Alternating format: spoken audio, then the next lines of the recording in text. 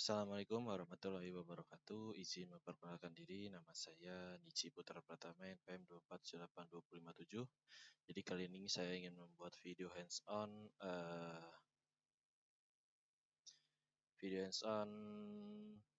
pemrograman internet, ya, matkul pemrograman internet 1 pada lab session 3. Jadi sebelum lanjut, mungkin di sini saya akan membacakan sedikit deskripsinya, yaitu pada sesi lab ini mahasiswa melanjutkan pengembangan Django project dari lab sebelumnya, dan juga mahasiswa diminta untuk memahami bagaimana membuat aplikasi web sederhana secara komparatif. Outputnya, output dari sesi lab ini itu nanti kita akan membuat sebuah aplikasi web dengan terintegrasi dengan DBSM, menggunakan konsep ORM dan model yang telah disediakan oleh Django. Dan aplikasi web juga akan telah memiliki fitur CRUD, create, write, upload, delete. Dan untuk menyimpan dan menampilkan data laporan user dan role itu belum diimplementasi. Jadi nanti webnya itu secara otomatis kita bisa akan mengedit, menambahkan, menghapus dan juga membaca. Di sini untuk implementasi model dan CRUD untuk laporan masalah kota. Jadi simpelnya aplikasi yang saya buat di sini adalah sebuah smart city issue reporting. Jadi untuk kotanya Kota Bandar Lampung. Dan aplikasi ini merupakan aplikasi yang berbasis web yang digunakan untuk menerima, menyimpan, mengelola laporan dan laporan-laporan kayak soal permasalahan-permasalahan yang terjadi di lingkungan kotanya. Dan contohnya yang seperti secara realita di Lampung ini, misal yaitu jalan yang jelek, beberapa mungkin tempat sampah yang masih dibuang sembarangan, ya nggak Kota Bandar Lampung doang sih, hampir beberapa kota juga seperti itu. Dan pada aplikasi ini itu dibangun dengan menggunakan framework Django seperti saya bilang tadi, terus dan menggunakan PostgreSQL, ya, PostgreSQL. Oh ya, sabar.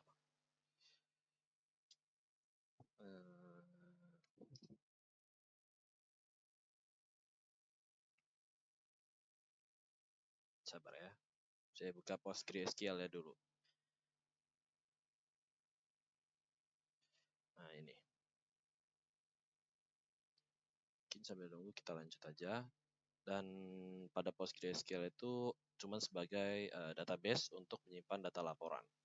Dan melalui aplikasi ini, itu pengguna seperti kita itu bisa menambahkan beberapa laporan, misalnya kayak tadi yang misal jalan rusak, atau misalnya sampah yang berserakan, bisa juga misalnya suatu gedung kampus dengan internetnya yang bisa dibilang jelek.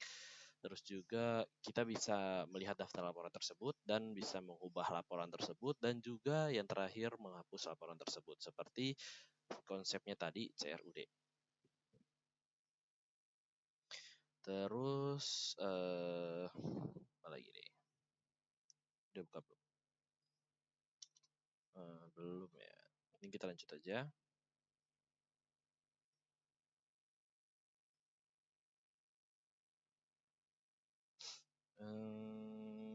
Sabar, kita scroll, cari dulu.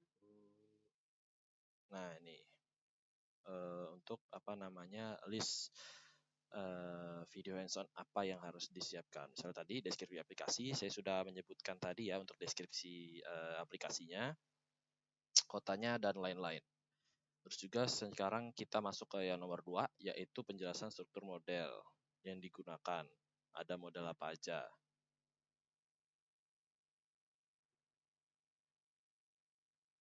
Oke, di sini kita masuk ke bagian yang dari sini dulu aja deh.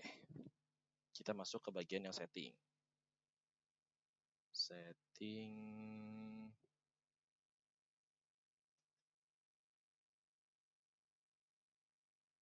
Nah, di bagian setting ini, yaitu di sini kita disuruh menambahkan, oh sabar, mana tadi ya? Nah, menambahkan sebuah database ke dalam sebuah setting di file projectnya, yaitu yang tadi npm iet npm apa tadi ya? Sabar, npm iet 2026. Dan di sini saya mengatur sebuah koneksi project Django ke PostgreSQL. Di sini ada engine itu kayak jenis database yang digunain. Terus juga ada namanya, ada sebuah database-nya. Terus juga ada usernya, yaitu kita pakai Postgre. Itu adalah username untuk PostgreSQL-nya. Terus ini ada password, ada hostnya saya pakai, belum diberikan secara spesifik ya, kayak misalnya IP berapa gitu, baru menggunakan local host yang bisa dibilang IP lokal dari si laptopnya ini. Terus menggunakan port default aja yang diberikan, yaitu 5432. Selanjutnya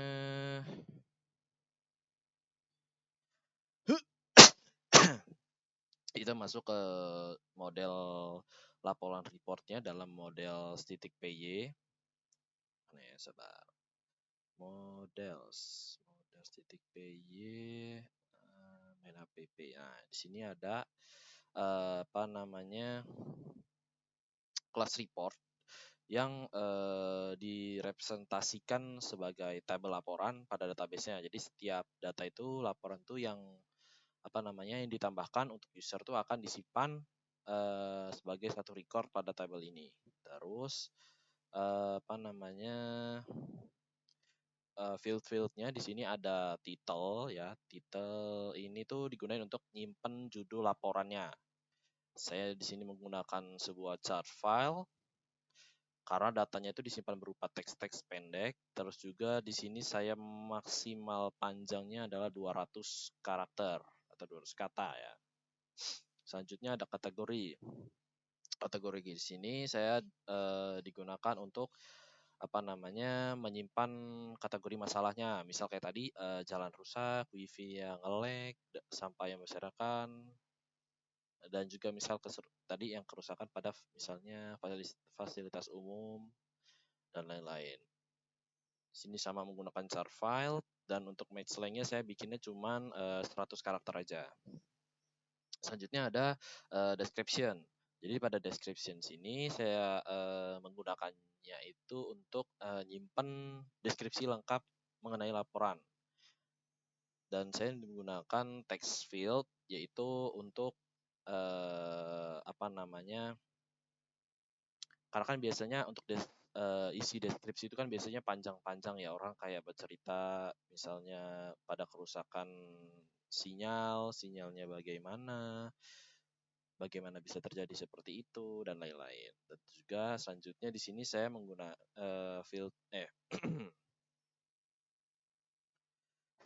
sini ada location. Ya, di location itu digunakan untuk menyimpan lokasi kejadian atau bisa dibilang lokasi masalah yang dilaporkan. Misal kayak tadi, kalau misalnya sinyal jeleknya di kampus mana, kalau misalnya di jalan jelek, di jalan apa namanya. Dan di situ juga saya menggunakan namanya char field ya, sama seperti yang title dan kategori. Dan untuk panjang max length-nya saya atur cuman 200 kata juga. Dan seterusnya di sini ada namanya create add. Jadi create add itu digunain untuk mencatat waktunya, mencatat waktu pada saat membuat laporannya. Misal bikinnya kayak waktu sekarang, yaitu tanggal berapa ini? 5 April ya, 5 April tahun 2026 jam 8.25 misalnya. Kurang lebih seperti itu. Dan di sini yang terakhir ada fungsi str ya, string, dan metode ini itu digunain untuk menentukan bagaimana si objek reportnya ini tuh ditampilkan dalam bentuk string. Pada project ini metode tersebut mengembalikan self title, terus sehingga setiap objek laporan itu akan ditampilkan berdasarkan judul-judulnya seperti itu. Oh ya, tadi kan kita ada sebut yaitu mana tadi? ORM ya. Mungkin sedikit aja ya, sedikit penjelasan dari ORM. Kan pada proyek ini tuh pada proyek Zenguin itu saya menggunakan di sini menggunakan konsep dari ORM. Bacaannya dari Object Relational Mapping. Kenapa menggunakan konsep ORM ini? Karena konsep ORM itu digunakan untuk berinteraksi dengan database. Simpelnya ORM adalah cara untuk mengelola database menggunakan kelas dan objek Python tanpa harus menulis query SQL-nya secara langsung. Jadi kayak dia menjembatani dari kelas objek Python ke query SQL-nya. Jadi melalui ORM ini model-model report pada model SPY tadi ya, model SPY ini itu direpresentasikan tabel di database-nya. Lalu nanti bisa dapat diambil, disimpan, diubah, dihapus menggunakan perintah Python seperti tadi.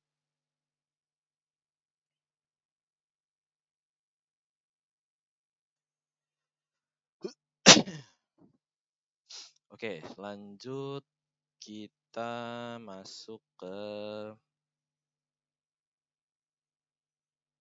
ini model sudah tadi ya. Terus, nah nanti kalau sudah kita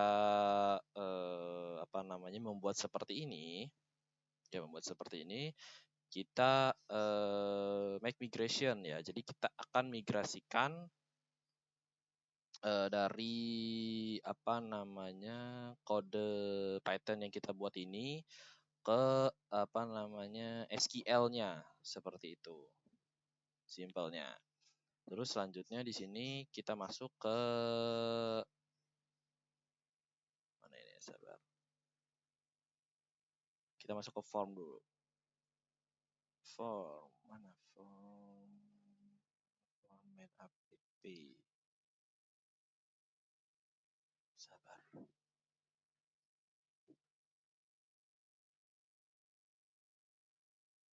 Form.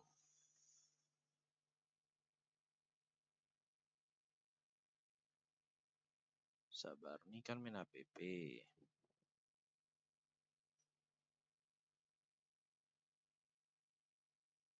Form, ini dia. Nggak kelihatan. Oke. Nah di sini kan disuruh membuat namanya form.py dan pada file ini tuh dia membuat sebuah kelas yang bernama report from yang mewarisi yaitu form model. Dan form model itu nanti digunain untuk agar si formnya itu tuh dapat dibuat secara langsung ya berdasarkan model yang sudah ada sehingga jadi lebih praktis dan mengurangi penulisan kode manual. Dan di dalam report form ini tuh kan terdapat bagian meta ya, kelas meta yang digunain untuk memberikan informasi tambahan mengenai formnya. Contohnya di sini ada model report. Model reportnya itu untuk formnya itu terhubung langsung ke model reportnya. Terus di sini ada fields, isinya ada title, kategori, description, location. Jadi pada bagian itu untuk menentukan field mana saja yang akan ditampilkan pada form di browser. Jadi user itu hanya perlu mengisi judulnya aja, mengisi judul, kategori, deskripsi, dan lokasi. Dan status tadi field status tadi ya mana ya sabar di model. Nah field status tadi itu itu tidak ditampilkan pada form karena nilainya diatur secara otomatis dengan default report dan juga field create add-nya itu juga tidak ditampilkan karena waktu pembuatan akan tercatat secara otomatis oleh sistemnya. Baru sekarang kita masuk yang views. Views itu ini. Nah, jadi di sini kita bahas sedikit. Di sini ada fungsi report list. Jadi fungsi dari report listnya itu digunakan untuk menampilkan seluruh data laporan yang tersimpan di database-nya. Jadi dalam fungsinya itu ada terdapat perintah report object al itu digunakan untuk menampilkan sebuah datanya dari model report, dan jika data diurutkan dengan order by create add itu maka laporan nanti akan laporan yang terbaru itu akan tampil terlebih dahulu. Lalu nanti setelah datanya diambil, data tersebut dikirimkan ke report list HTML menggunakan render. Nanti menggunakan render agar bisa ditampilkan pada browser. Terusnya ada dev add report. Jadi fungsinya itu untuk menambahkan laporan baru ke database. Terus juga ada edit report. Edit reportnya itu digunakan untuk mengubah data laporan yang sudah ada. Terus ada delete report sesuai dengan fungsinya aja, sesuai dengan bahasa fungsinya aja itu digunakan untuk menghapus data laporan dari database-nya seperti itu. Selanjutnya kita masuk ke URLs. Nah, di URLs ini pada file URLs itu berfungsi untuk menghubungkan alamat URLs-nya dengan fungsi view yang sesuai sehingga nanti setiap fitur itu dapat diakses melalui browsernya nanti. Misal sini ada pet view report list, temp report list itu untuk diarahin ke fungsi report list sehingga nanti saat halaman dibuka nanti akan muncul daftar laporannya. Terus selanjutnya ada pet add view, add report name, add report itu untuk membuka halaman tambahan untuk membuka halaman tambah laporan. Terus juga ada edit in report view, edit report name, edit report itu untuk mengedit, dan selanjutnya delete mengedit laporannya. Terus delete ini terakhir untuk menghapus sebuah laporannya. Nah, selanjutnya di sini disuruh membuat implementasi template HTML. Di sini saya bikinnya adalah yang pertama report list. Jadi pada report list itu cuman untuk menampilin daftar seluruh laporannya aja. Terus ada add report, dan pada add report ini itu untuk menampilkan form tambah laporannya. Terus ada edit report untuk menampilkan form edit laporannya. Terus juga ada delete report di sini untuk mendelete atau menghapus sebuah laporannya seperti itu.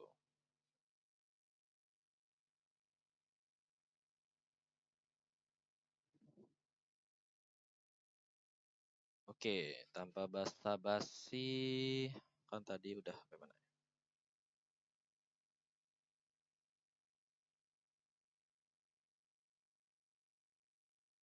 Oke, selanjutnya kita lanjut ke demonstrasi CRD browser yang artinya kita akan langsung merunningnya aja.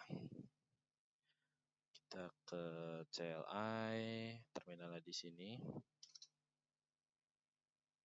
Nah, di sini kita masuk ke file project-nya. Ini nama file project saya. Untuk runningnya tinggal Python manage pair run server. Kita tunggu, nanti dia akan memberikan link untuk ke browsernya, IP-nya dia pakai IP lokal. Tadi ya settingannya. Oh ya, tadi udah kebuka belum ya ini? Nah, ini kita masuk ke servernya.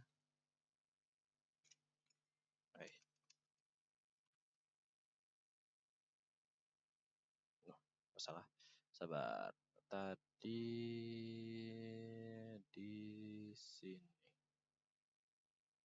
Bener kok. Oh iya, kebetulan saya caps lock. Nah. Oh ya, pada kan tadi saya bilang Postgre-nya untuk sebuah database-nya. Jadi nanti kalau pas kita sudah menambahkan, sabar kita buka tampilan ini juga, biar bisa terlihat. Nah, gimana ngomongnya? Sabar. Kan kita menambahkan, menghapus, mengedit laporan di webnya ini. Kan tadi saya bilang database-nya itu adalah di Postgre-nya. Jadi, pas saat kita sudah menambahkan laporan seperti ini, dan terus kita petik simpan, tampil seperti ini, terus kita bisa melihat laporannya itu di Postgre-nya. Kalau untuk aplikasinya bukan ketik Postgre ya, bukan ketik Postgre SQL, ketiknya adalah pgadmin 4. Nanti kayak tadi masuk ke server, kalian masukin kata sandinya sesuai yang ada di sini, yang ada di database. Saya nggak tahu ya, ini untuk passwordnya apakah harus memang disensor nanti atau enggak, tapi saya tampilin aja karena ini cuman sebagai media apa namanya, belajar ya, atau enggak cuman sebagai hands on aja. Dan juga apa namanya, kan ini masih hostnya adalah localhost yang mungkin belum apa namanya, belum masuk ke untuk kayak IP public untuk bisa dibuka semua orang. Jadinya jadinya aman lah harusnya. Nah, kalian masukin passwordnya yang ini yang kalian buat, terus ntar masuk seperti ini. Untuk melihatnya kalian buka misal dari sini ya, dari sini aja deh. Kan nanti kalian apa namanya, membuat database dulu. Caranya nanti kalian masuk ke SQL. Tadi loh, kok hilang? Tadi ada. Sabar, di sini aja. Oh, SQL cell. Sorry. Sabar. Nah, itu kalian kan masukin harusnya masukin IP ya, cuman kan sini pakai localhost jadi enter. Username-nya sama. Nah, di passwordnya kalian apa namanya, kalian kasih di sini. Nah, terus sudah masuk progress ini, nanti kalian akan membuat database-nya dengan perintah create user kalau nggak salah. Apa create database itu nanti kalian ketik aja namanya, terus nanti baru akan jadi seperti ini. Isinya nanti sih memang belum apa namanya, belum ada tables. Masih di atasnya tablesnya ini adanya. Cara munculinnya ya kalian menggunakan perintah tadi namanya, sabar, mana ya? Yang migrate tadi. Nah, yang ini nanti baru muncul tabel seperti ini. Dan untuk melihatnya tadi, untuk melihat reportnya, kalian pergi ke main app, klik kanan, pilih view edit data, pilih arrows. Nanti dia akan muncul hasil datanya seperti ini. Nah, sesuai kan? Seperti yang ada di web. Dan saya nggak tahu ya untuk cara refresh-nya. Jadi kayak misal kita udah nambahin nih di web. Nah, saya udah nambahin di web. Terus kalau misal saya tambahkan harusnya muncul lagi. Memang muncul lagi sih, cuman saya nggak tahu caranya kayak refresh gitu biar nanti atau enggak simpelnya dia jalan otomatis itu saya nggak tahu. Saya belum mengulik sampai sana. Oke. Kita masuk ke demonstrasi COD di browsernya. Jadi pada browser di sini kan saya menampilkan halaman daftar laporan. Ini halaman apa? Halaman daftar laporan sebagai fitur red. Pada halaman ini itu menampilkan semua data laporan yang sudah tersimpan di database. Terus selanjutnya di sini ada namanya tambah laporan, itu sebagai fitur create-nya. Dan pada halaman itu nanti pengguna atau user itu akan mengisi form berupa kayak judul, title, terus ada namanya kategori, terus juga ada description, terus juga ada location. Dan setelah tombol simpannya nanti ditekan, misal kita contohnya pakai ngasal dulu aja ya. Nah, ketika sudah beres, terus kita simpan,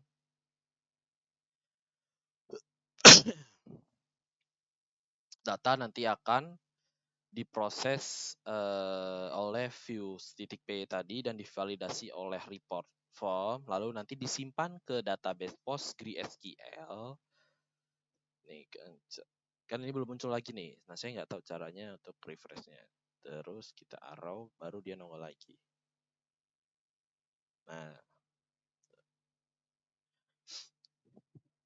Nah, itu melalui mode report dan setelah itu halaman nanti akan kembali ke daftar laporan dan data barunya akan langsung muncul seperti ini. Selanjutnya di sini saya menggunakan ada namanya fitur edit. Nah, fitur edit ini tuh sebagai update. Jadi pada fitur ini tuh data lama yang ditampilkan ini yang barusan kita bikin itu kembali ke form, ke mode form, terus saya akan bisa mengubah salah satu dari titel, kategori, description, dan lokasinya ini, misal A-nya jadi B, kategori jadi C, ini D, ini D, E seperti ini. Coba.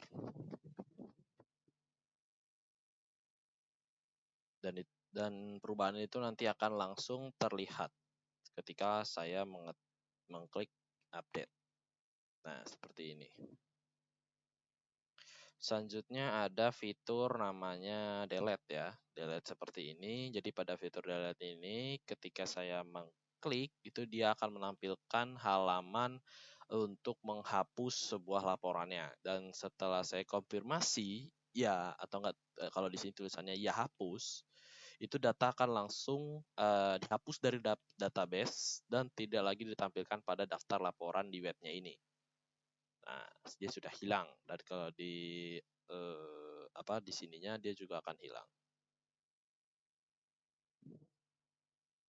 Seperti ini.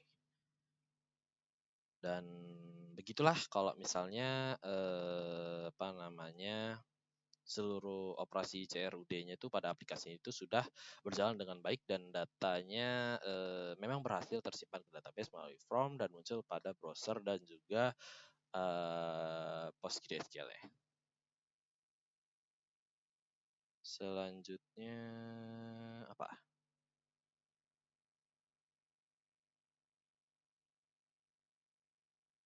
Ya, sudah ya, karena saya sudah jelasin 1-3 ini, alur data dibuat dan disimpan, terus juga alur data saat dibuat dan disimpannya tadi sudah, sampai dihapus, sampai diperlihatkan di PostgreSQL, terus juga pastikan audio memiliki kualitas yang baik seperti ini ya, saya sampai effort lah jatuhnya ya. Ya, effort lah. Sampai ini suaranya terlihat dengan jelas. Kode program juga terlihat sangat jelas karena saya menampilkannya secara perlahan sambil menjelaskan. Dan juga untuk kualitas video mungkin masih bisa lah ya, masih bisa untuk dilihat dengan baik. Dan ya, sudah selesai. Yang terakhir ini ya, kayak untuk nama playlist dan juga linknya harus dimiliki auto caption. Oke, sekian dari handphone saya Iri. Wassalamualaikum warahmatullahi wabarakatuh.